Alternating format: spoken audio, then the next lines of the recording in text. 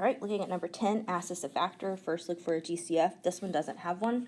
So I have 3 terms, so it's an opportunity for me to slide and divide because there is a term in front of the x squared. So 4 times 7 is going to give me 28. So that's going to go on the top part of my x. Negative 16 is going to go on the bottom. So I need to find things that multiply to 28. 2 times 14. Let's try those two. So if we try 2 and 14, I know one of them has to be negative, and it's going, nope, that's not going to work. No, that works. That works. That totally works. All right, so I have a negative 2 times a negative 4 that gives me a positive 28, and 2 negatives give me a bigger negative. So I can come down and pull those out and put them in parentheses. X minus 2, x minus 14, and then remember I need to divide by my leading coefficient right here of 4. All right, x minus 2 over 4. 2 over 4 is going to reduce to 1/2. So we know that that 2 is going to slide over. So that's going to be 2x minus 1 on that one. 14 divided by 4 is going to reduce. Half of 14 is 7, and half of 4 is 2. So we're actually looking at x minus 2. That's not going to reduce to a nice pretty number, so we're going to slide, making that 2x minus 7. That's your final answer for number 10. All right, number 11, notice this one is set equal to 0. That means we need to fully solve it when we're done and set our 2 binomials that we pull out of our x.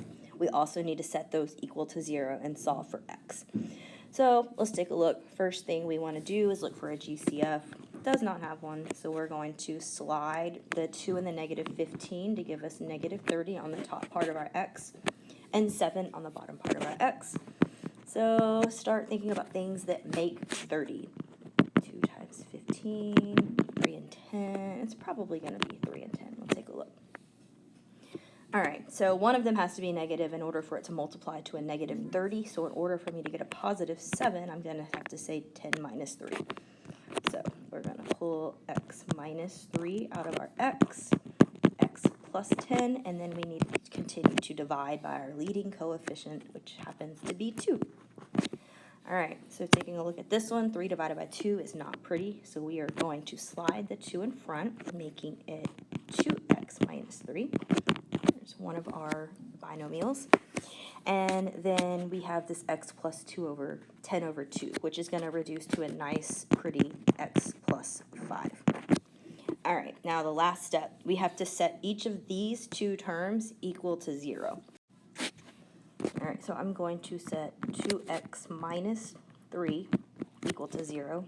I'm going to add 3 to both sides. 2x is equal to 3. Divide both sides by 2.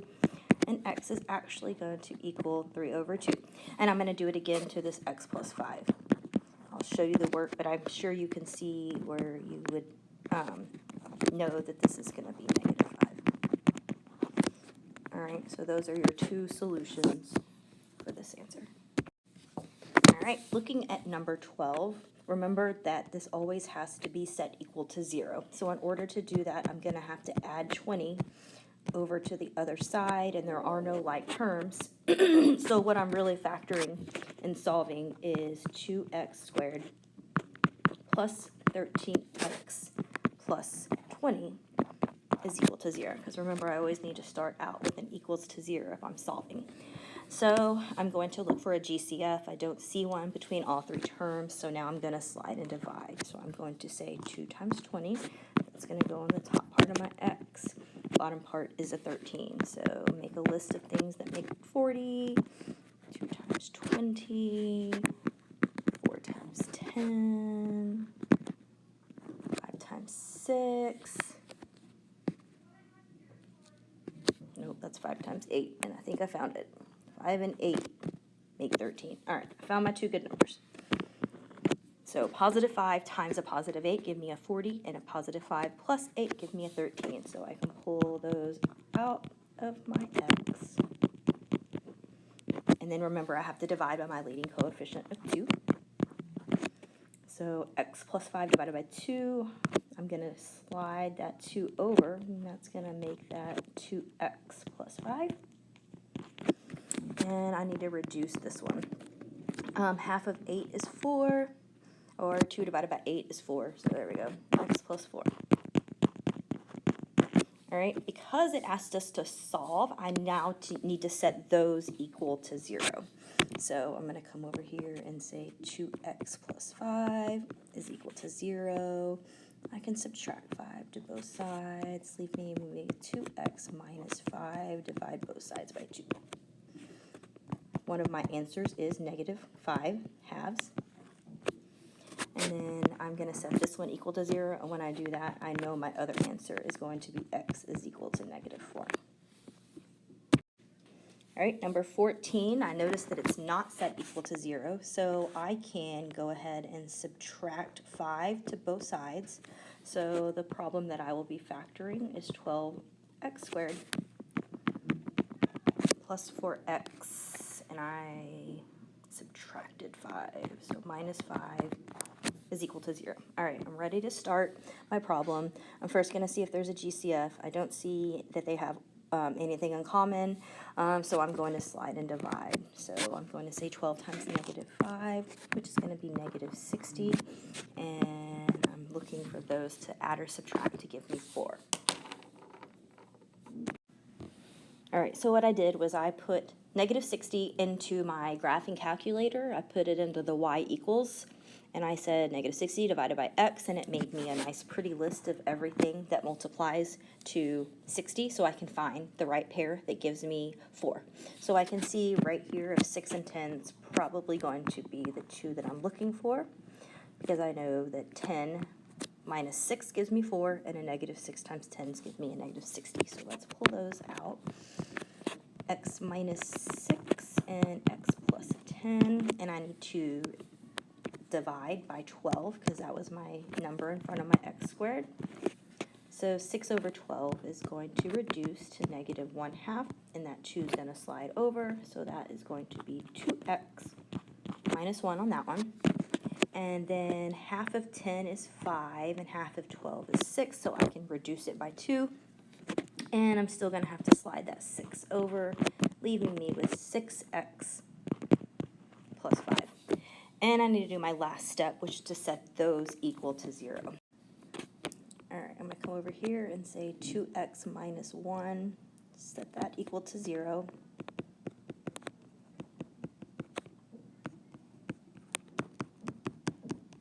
One of my solutions is 1/2, and I can say 6x plus 5, set that one equal to 0.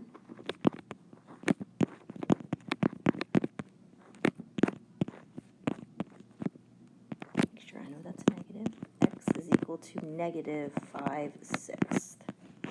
There's our other solution. All right, number 15 is already set equal to 0, so I don't need to move anything. I don't have a leading coefficient, so it looks like I'm just going to find two numbers that multiply to 98 that add or subtract to give me 21. So what I'm going to do is go to my graphing calculator, and I'm going to type y equals 98 divided by x, and I'm going to hit second graph to take me to my table of values, and I will write those down and show you our options.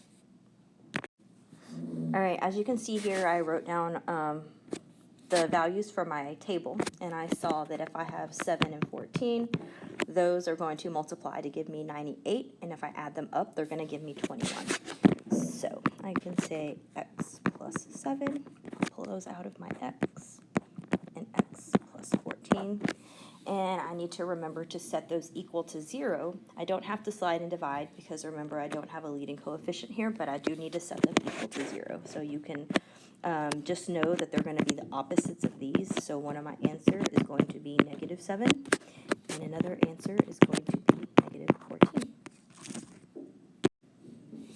All right, looking at number 16, I don't have all of my terms on the same side, and it's not set equal to 0. So what I need to do is subtract this 14x over to the other side, and I'm going to put it in the middle of the two terms. So I'm actually going to have x squared minus 14x plus 24. So notice I have my a squared, b squared, and c. and that's going to be set equal to 0. So it's good to go. I'm ready to start setting this up. I don't need to slide and divide because there's not a leading coefficient, so I'm just going to find two numbers that multiply to 24 that add or subtract to give me 14, negative 14. So 1 and 24, 2 and 12. Let's try those two numbers, 2 and 12. I know that they're both going to have to be negative in order for me to get a negative 14, but two negatives multiplied together give me a positive 24. So I can say x minus 2, x minus 12, and then I'm going to set each of those equal to 0, so their results will just be opposite. So my solution will be x equals positive 2, and x is equal to positive 12. All right, number 17 is set equal to 0, so we don't need to move anything to start it. We should look for a GCF, but with 11 and 3, there's not great numbers to pull from. So it looks like we're going to have to slide and divide by saying 2 times negative 3, which is going to give me a negative 60. And then I am looking for numbers that add or subtract to give me my middle term, which is negative 11. All right, I'm going to go to my calculator. I'm going to come up with numbers that multiply to 60, and I'll write those down. All right, so I've listed some options, and I think I'm going to pick this pair right here because I know 15 minus 4 is going to give me 11. And one of them has to be negative, so we're going to go ahead. Nope, that's not right. That's not going to give me what I want.